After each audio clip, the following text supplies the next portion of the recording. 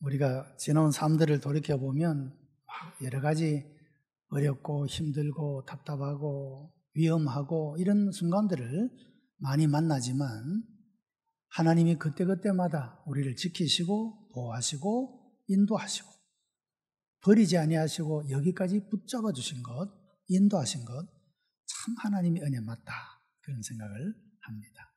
여전한 하나님의 은혜가 여러분의 삶 깊숙이 일어나게 되기를 축복합니다. 인간의 삶은 언제나 되풀이된다 할 수가 있습니다. 개인의 삶도 또 인류의 역사도 또 어떤 공동체들도 그 역사가 계속하여 반복하여 되풀이되어 가는 그런 모습을 볼 수가 있습니다.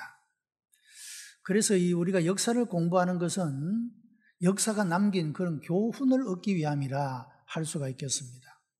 역사가 우리들에게 가르쳐 주는 것은 바른 길, 의의 길, 믿음의 길을 걸어가는 사람은 하나님의 복을 받고 형통한 삶을, 그리고 나아가 영생의 삶을 누리게 되는 것이고, 불신앙의 길을 걷는 사람은 잠시 형통한 것 같아도 그 결국은 멸망에 이르게 된다라고 하는 교훈입니다. 신앙의 역사에 있어서 뿐만 아니라 불신앙의 세계 속에서 그 역사에 있어서도 선과 악에 대한 분명한 차이를 가지고 있고, 상선, 선을 행하는 사람에게는 상을 주고 징벌, 악을 행한 사람에게는 징벌을 내리는 그런 역사가 인류 역사 속에 꾸준히 반복되어 나타나고 있는 모습을 볼 수가 있다라고 하는 것입니다. 어느 학교에서 아버님이 호출을 받았습니다. 학생의 성적이 좋지 않아 상담을 하는 중에 선생님이 그렇게 아버님에게 질문을 던졌습니다. 아버님은 학교 다닐 때 성적이 어땠습니까? 이렇게 물으니까 그 아버님이 대답하기를 저야 뭐 형편없었지요, 이렇게 대답을 하더랍니다. 그러니까 선생님이 대답하시기를 역사는 되풀이됩니다, 이렇게 이야기하시더랍니다. 이런 부모가 되어서 자녀들을 가르치느라 얼마나 힘듭니까? 특히 사춘기에 접어든 학생들 가지고 있는 부모들은 감당을 못합니다. 요즘에는 그것이 점점 더 어려져서 이제는 초등학교 다니기 전에 아이들을 대하기가 굉장히 어려워지는 그런 시대를 우리가 살아가고 있지 않습니까?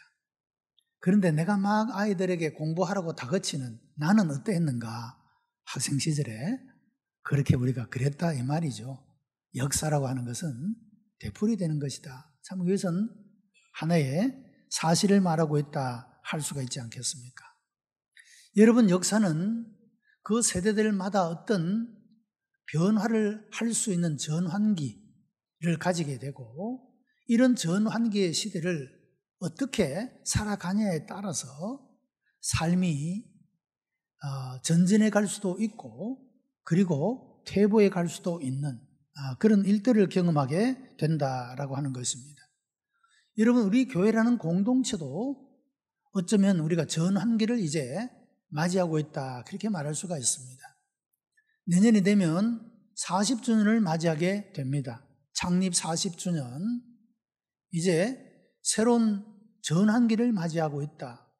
우리가 새로운 부흥을 위해서 도약하는 그런 계기가 될 것인가, 아니면 여전히 오늘의 주신 것들에 안주해버리고 말 것인가 라고 하는 그런 기로에 서 있고, 우리가 이런 시기를 어떻게 우리가 전망하고 비전을 가지고 행하느냐에 따라서 우리 교회의 미래가 달라지게 된다, 그렇게 말할 수가 있을 것입니다. 아마 여러분 개개인의 삶에 있어서도 이런 인생의 전환기가 여러 번 그렇게 다가오는 것을 경험하게 될 것입니다.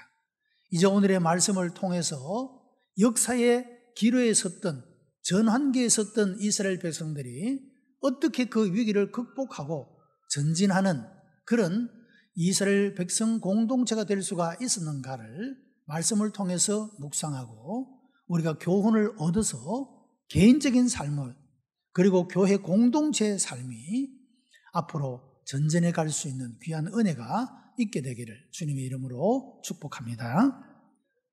먼저 이스라엘 백성 사사기 시대에 있었던 이 전환기에 일어난 비극에 대한 이야기입니다.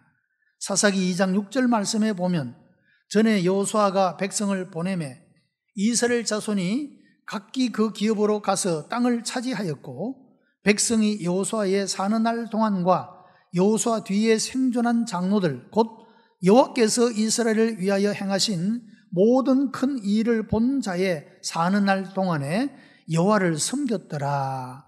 그렇게 말씀을 했습니다. 자, 이스라엘 백성들이 출애굽한 이후에 여호수아의 인도를 받아서 가나안 땅을 정복합니다. 그리고 각 지파가 땅을 분배받아서 안주하고 정착하게 되어집니다. 여호수아가 사는 날 동안 그리고 여호와 하나님께서 이스라엘 백성들에게 행하셨던 큰 일을 본 연세가 많은 분들이 살아있는 동안에 이스라엘 백성들은 여호와를 섬겼다. 그런데 큰 전환의 위기가 닥쳐오게 됩니다. 10절의 말씀을 보면 중대한 변화가 일어나는데 그 세대의 사람들도 다 그 열조에게로 돌아갔고 그 후에 일어난 다른 세대는 여호와를 알지 못하며 여호와께서 이스라엘을 위하여 행하신 일도 알지 못하였더라. 자, 여러분, 신앙의 1세대 여호와 하나님께서 이스라엘 공동체 가운데 함께 하시고 생생하게 역사하셨던 그 지도자 여호수아가 살아있었고 그 일을 보았던 장로들이 살아있는 동안에는 이스라엘 백성들이 여호와를 섬겼지만 이 신앙의 1세대가 다 죽고 난 이후에 그 다음의 세대는 여호와를 알지 못했다. 여러분, 얼마나 큰 비극의 이야기가 아니겠습니까? 하나님의 은혜, 하나님의 사랑, 하나님의 놀라운 은총을 이어가는 가정이 되고 가문이 되고 나라와 민족이 되어야 함에도 불구하고 이 이스라엘 백성들 속에 하나님을 경험했던 1세대가 사라지게 되자 다른 세대, 후세대에서는 여호와 하나님을 알지 못했다. 여러분, 엄청난 비극에 대한 그런 이야기가 오늘 본문에서 말씀을 하고 있다라고 하는 것입니다. 후세대에게 신앙을 물려주지 못하는 것은 우리가 심각하게 경계해야 될 그런 문제라고 하는 것입니다. 왜냐하면 신앙을 잃어버리는 것은 재산을 잃어버리거나 육신의 생명을 잃어버리는 정도가 아니라 영원한 기업과 영원한 생명을 잃어버리는 것이기 때문에 그렇습니다. 여러분, 얼마나 많은 아이들이 유아 세례를 받고 교회 학교에 출석을 하고 믿음의 사람들과 혼인을 하고 그리고 신앙으로 그들이 응답하며 살아가게 되고 자녀를 신앙으로 양육하는 이런 일은 다음의 세대를 위해서 얼마나 중요한 일인지 모르는 것입니다. 여러분, 우리가 이런 지속적인 신앙적인 노력이 없이는 다음 세대가 여호와를 결코 알 수 없게 된다라고 하는 겁니다. 우리가 가진 믿음을 우리의 자녀들에게 물려주지 아니하면 그 자녀가 어디에서 믿음을 배우고 하나님을 신앙하는 자로 살아갈 수가 있겠느냐 하는 것이죠. 이스라엘 백성들 공동체가 이와 같았다. 그렇게 오늘 본문이 말씀해 주고 있다는 것입니다. 새로운 세대가 여호와를 알지 못했다는 말은 두 가지 의미를 담고 있는데 하나는 하나님에 대한 경험적인 지식을 상실했다라고 하는 것이고 또 하나는 그들의 삶에 영적인 무관심이 있었다라는 것을 말씀하고 있다는 것입니다. 이런 모습은 당시에 제사장이었던 엘리와 그의 두 아들에게서 그 시대의 모습을 우리가 바라볼 수가 있다라고 하는 것입니다. 여러분, 제사장은 성전 안에 머물면서 살았습니다. 그리고 제사장의 아들들은 그 성전 안에서 행해지는 예배나 모든 종교 의식에 아마 그들은 참여를 했을 것입니다. 날마다 말씀을 들었습니다. 날마다 하나님을 향하는 예배 의식에 참여를 했습니다. 그럼에도 불구하고 이 제사장의 아들, 엘리 제사장의 아들 홈리와 비느하스는 불량자였다. 그렇게 성경은 말하고 있습니다. 그들이 비록 예배에 참여하기는 했지만 그들의 삶 속에 여호와 하나님의 존재와 그 역사에 대한 살아있는 경험이 없었기 때문에 종교의식에 참여하기는 해서도 참으로 하나님을 아는 자, 믿는 자가 아니었다. 그런 말입니다. 여러분, 이런 모습이 바로 인생의 비극의 그런 시작이 되게 된다라고 하는 것입니다.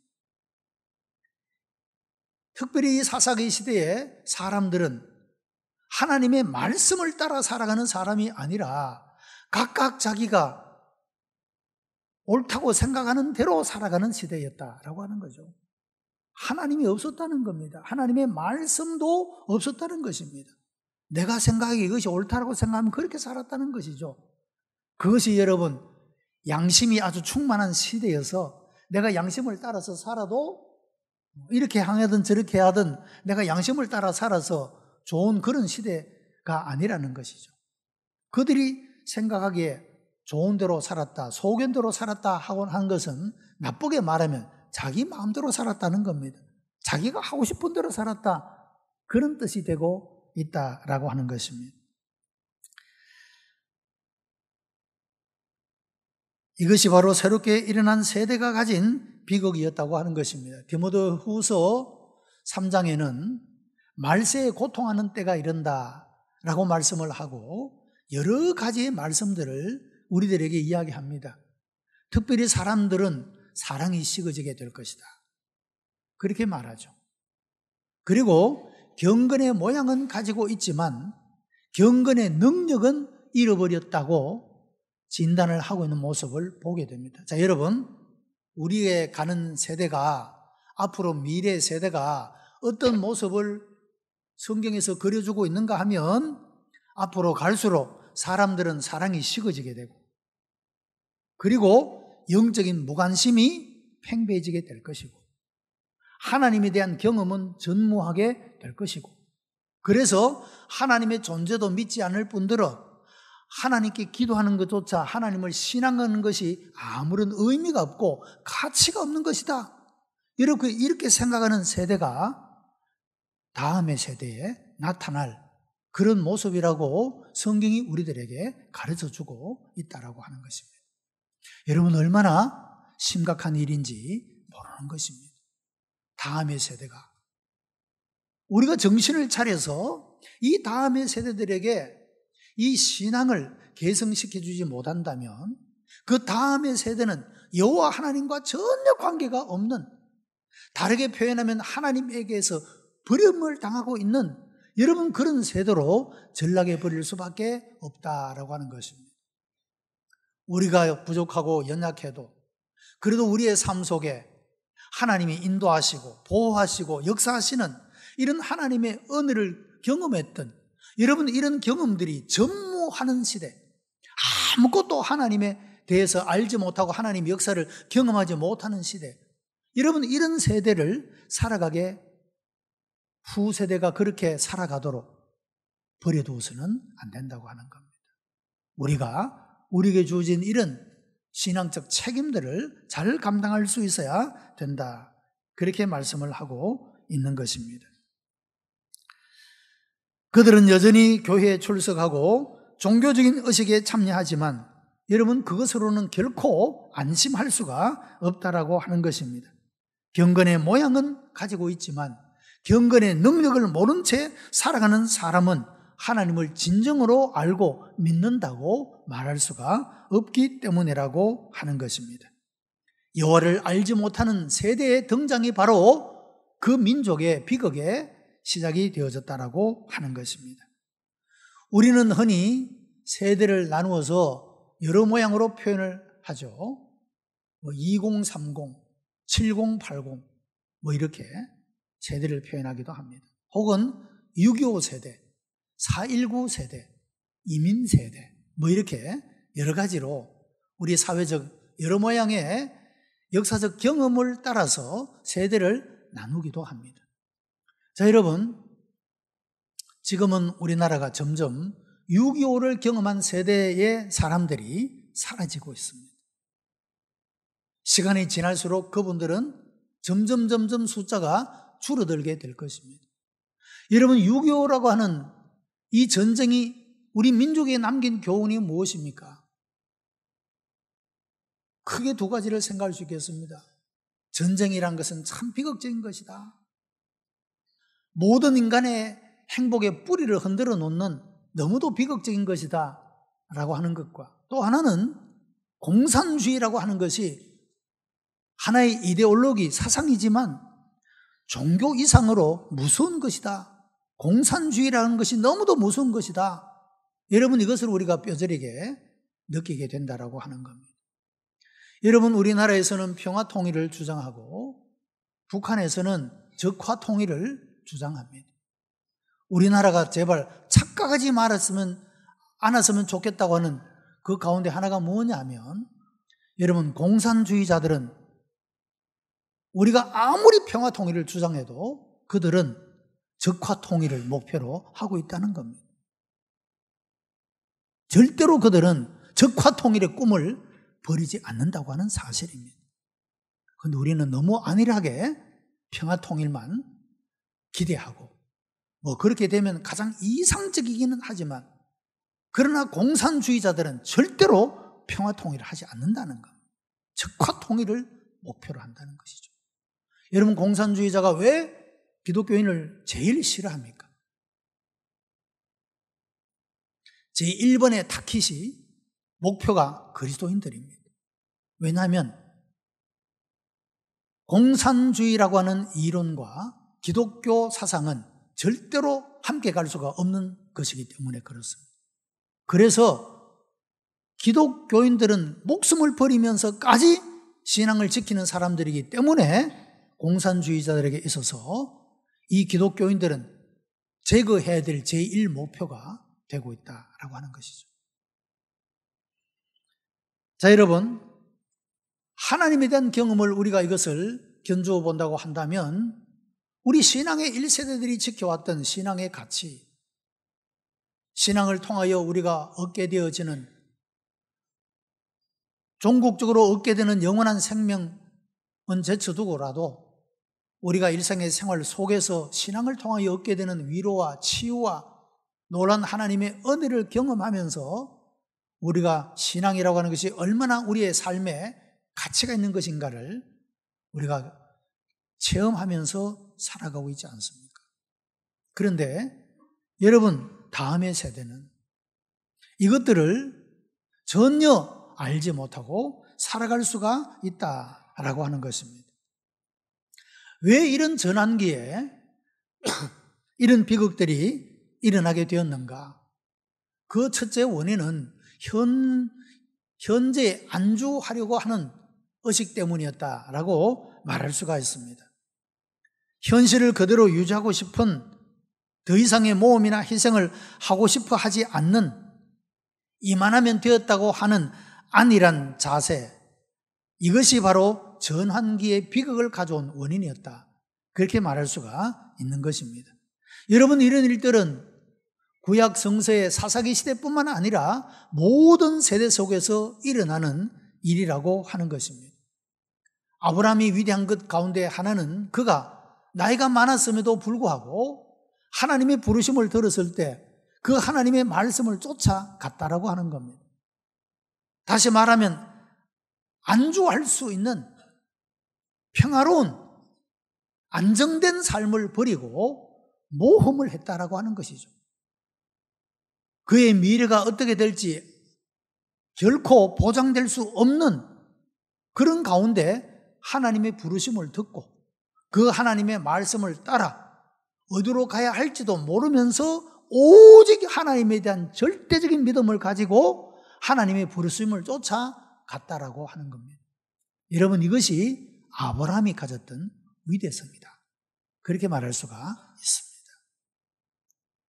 아브라함이 그렇게 하나님 말씀을 쫓아감으로 그는 믿음의 조상이라는 그런 영화로운 이름을 얻게 되고, 하나님께서 그를 부르시면서 복 주신 대로 그의 이름이 오고 오는 모든 세대들에게 믿음의 조상이라고 그의 이름이 창대하게 되어지는 이런 복을 누리게 된 모습을 볼 수가 있다라고 하는 것입니다. 비극의 시작은 바로 이런 현실 안주의 의식에서부터 시작이 되었다라고 하는 것입니다. 자, 여러분, 우리 교회도 마찬가지입니다. 이제 창립 40주년을 앞두고 우리가 새로운 비전과 꿈을 가지고 우리가 더 큰 희생을, 대가를 지불하고 하나님의 영광, 하나님의 나라, 하나님의 뜻을 이루기 위하여 전진해 갈 것인가? 아니면 그만 이만하면 됐으니 안주해 버리고 말 것인가? 라고 하는 과제가 바로 우리 코앞에, 눈앞에 다가와 있다라고 하는 겁니다. 여러분, 결코 우리는 멈출 수가 없습니다. 하나님의 나라와 그 영광을 위하여 우리는 지금보다 더 큰 각오와 결심을 가지고 다음의 세대를 위하여서 우리는 더 큰 희생을 기꺼이 지불할 그런 신앙적 가치를 가지고 우리가 달려나가야 될 줄로 믿습니다. 조지 바너라고 하는 미래학자는 소단의 개구리라고 하는 비유를 이야기했습니다. 여러분, 소단에 있는 개구리가 그 소단의 물 속에서 자유롭게 헤엄을 칩니다. 밑에서 점점 열을 가하게 됩니다. 물의 온도가 올라갑니다. 그 온도의 감지가 미미하기 때문에 개구리는 여전히 헤엄치고 놉니다. 그 온도가 올라가서 자기의 살갗이 벗겨지게 되고 그 온몸이 삼켜질 때까지 개구리는 그 소단에서 뛰어나오지 않고 있다는 것입니다. 여러분, 우리가 살고 있는 이 세대는 얼마나 교묘하게, 사탄이 얼마나 전략적으로 우리를 세속화에 빠뜨리고 있는지 모릅니다. 우리 자신도 모르게 하나님을 거역합니다. 내 마음대로 삽니다. 우리 자신이 너무도 세속화가 서서히 조금씩 일어나기 때문에 그 세속화의 유혹을 감지하지도 못하고 소단의 개구리가 죽는 것처럼 말이죠. 개개인의 신앙이, 교회 공동체의 신앙의 모습이 여러분 큰 전환기를 맞이하고 있고 큰 위기를 맞이하고 있다라고 말할 수가 있는 것입니다. 사랑하는 성도 여러분, 사도 바울은 그렇게 권고합니다. 정신을 차리고 깨어서 근신하며 기도하라 말씀을 하고 있습니다. 우리가 이 거대한 세속화의 물결 속에 우리가 빠지지 않기 위해서 해야 될 일이라고 말하고 있다는 것입니다. 이 다음의 세대는 신앙 체험을 상실했습니다. 여호수아가 살았고 여호와 하나님께서 이스라엘 백성들을 위하여 행하신 큰 일을 본 사람들이 살아있는 동안에는 여호와를 섬겼지만, 그러나 그 후에 일어난 세대는 하나님을 알지 못했다. 그들에게는 신앙적 체험이 없었다, 그런 말입니다. 여러분, 신앙의 1세대는 역경과 고난 가운데서 전능하신 하나님만 의지할 수밖에 없었고 하나님의 능력과 손길을 그들의 삶의 구석구석에서 체험을 하게 됩니다. 그래서 그들은 결코 하나님을 떠날 수가 없었던 것입니다. 그러나 이후에 일어난 세대는 안주하여 살다가 보니 하나님에 대한 갈망을 별로 느끼지 못하게 되었고, 이만하면 안정된 삶을 살고 있으니 하나님의 도우심을 별로 필요로 하지 않는 것 같은, 여러분, 그런 삶을 살아가고 있었다고 하는 것입니다. 여러분, 현대의 고도로 발전된 문명과 물질적인 부가 우리들을 그렇게 유혹하고 있다는 것입니다. 별로 하나님이 안 계셔도 될 것 같아. 내 일상의 삶을 살아가는데 하나님이 안 도와주셔도 별로 지장이 없을 것 같아. 여러분, 우리가 이런 세대를 살아가고 있다는 것이죠. 이것이 전환기를 맞이했던 2세대 이스라엘 백성들 공동체에 가져온 큰 위기의 문제였다라고 하는 것입니다. 여러분, 어려움이라고 하는 것은 누구나 다 겪는 것입니다. 나만 고난을 겪는 것이 아니고 이 세상을 살아가는 사람들은 신앙인이든 불신앙인이든 모두가 다 어려운 일들을 겪고 살아갑니다. 신앙인들에게 있어서 어려움이란 어떤 의미를 가지는 것이겠습니까? 하나님 너무도 아픕니다. 너무도 무겁고 힘듭니다. 우리가 그럴 때마다 하나님 앞에 간구하며 기도하며 나갈 때 하나님은 우리의 그 신음을 들으시고 응답하시고 역사하시고 우리를 건져내시고 치유해 주시고 은혜 베푸시는 줄로 믿습니다. 여러분, 우리가 이런 하나님의 은혜의 역사를 우리가 경험하며 살아간다는 것, 이것이 바로 우리가 하나님을 떠나지 아니하고 어떤 역경 속에서도 우리가 신앙을 지켜나가는 그런 신앙적 가치를 우리가 알기 때문에 우리가 이런 신앙을 지켜나가는 것이 아니겠습니까? 그래서 그런 의미에서 여러분에게 여전히 어떤 어려움이 해결되지 못한 채로 남아있다고 한다면 여러분 이것을 통하여 하나님 앞에 울부짖고 울며 간구하고 하나님을 갈망함으로 말미암아 하나님을 경험할 수 있는 기회가 되기를 바랍니다. 적어도 이스라엘 백성들 1세대에 있어서 그들이 겪었던 어려움은 하나님을 간절한 마음으로 하나님 없이는 살 수가 없다라고 하는 그런 간절한 마음으로 하나님을 찾았던 기회였고 하나님의 능력의 손길을 경험할 수 있는 기회로 만들었다고 하는 것입니다. 그러나 후세대는 안정된 삶을 살아가다 보니 하나님에 대한 갈망이 없어집니다. 하나님의 도우심도 별로 필요 없을 것 같습니다. 그래서 그들은 점점 하나님에게서 멀어져 갔고 남아있는 그들의 신앙에 조차도 형식에 머물고 마음으로 하나님을 결코 찬양하거나 감사하거나 경배하거나 하나님을 알지 아니하는 이런 삶 가운데 빠지고 말았다고 하는 것입니다. 하나님에 대한 경험을 갖지 못하는 새로운 세대는 하나님을 보는 눈과 음성을 듣는 귀를 점점 잃어버리고 살아가게 되고 현실밖에만 보지 않는 그런 삶으로 전락하고 말았습니다. 신앙의 실제성을 잃어버리고 형식주의에만 빠지게 되었다고 하는 것입니다.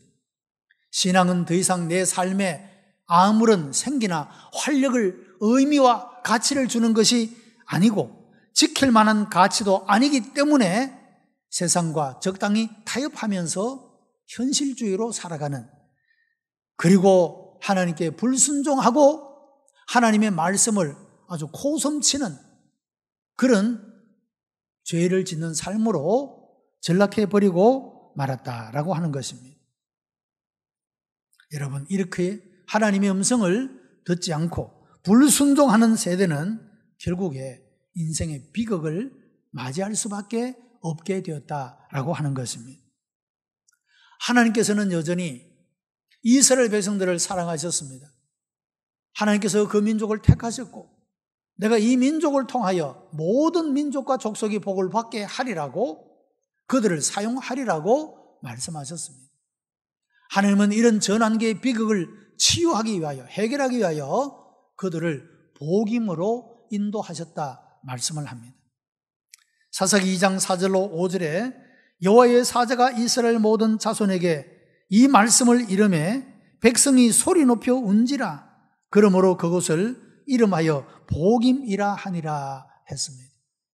복임이라는 곳은 우는 자라고 하는 뜻입니다.